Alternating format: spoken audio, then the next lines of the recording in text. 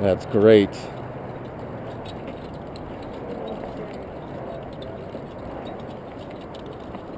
Cool. We're going to take just a second to regroup before we continue. From here, we get a pretty good overview of the area. I know most of you are from the general vicinity, but just to give you a bit of background about Idaho Springs, this is right where the gold rush started. It happened back in 1859, right at the confluence of Clear Creek and Chicago Creek. Chicago Creek actually runs right down here.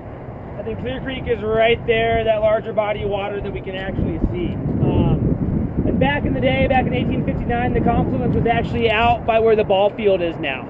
So they moved the creek bed when they put in the interstate there in the 1960s. They also destroyed half of Idaho Springs. It used to be a lot bigger than it is today. It's about 4 blocks wide and 3 miles long. But at one point in time, as Greg was saying on the way up, there were like 50 to 100,000 people scattered in between here and Blackhawk and Central City, which is just over that hill.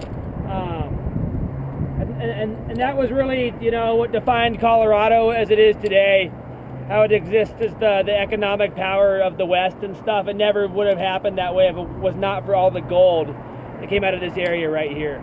We can see evidence of that all over the place. Like anywhere that you see like a pile of yellow dirt with nothing growing on it, there was a gold mine. If you go flying around here, these hills really do look like Swiss cheese. If you look straight up that way, you'll see the Phoenix gold mine. That was one of the biggest mines in the area. Like millions and millions and millions of dollars came out of that mine. I think it was actually active up until the 1950s even.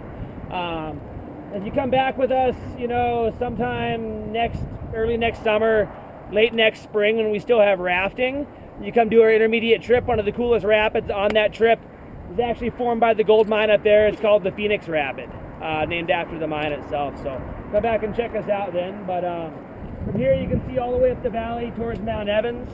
You continue on up there. I think the road's actually closed about 14 miles from here today for maintenance or something. But it is the highest paved road in North America. It goes up to over 14,000 feet, which is kind of neat. And up that way we can see the Continental Divide. We're looking at Jones Pass.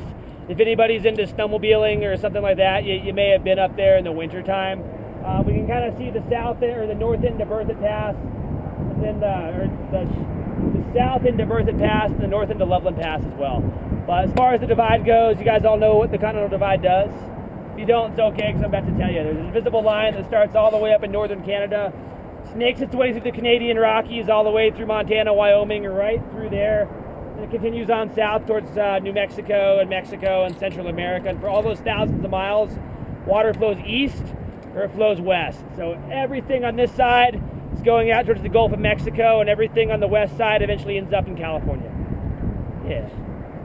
Right on. Watch your step on the trail here. We hate to have you fall before